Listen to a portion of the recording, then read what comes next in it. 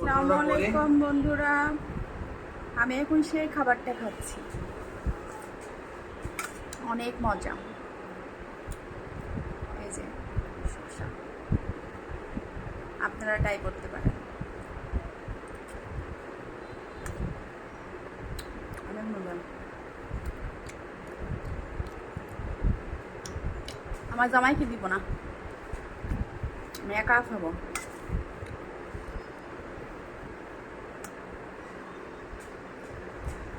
আমার জন্য স্পেশাল খাবার আছে। আমি শসা সিদ্ধ খাচ্ছি, প্রতি রাত্রে আমি শসা সিদ্ধ খাই, পেঁপা সিদ্ধ খাই, সবজি সব সিদ্ধ খাই, মশলা খাই না।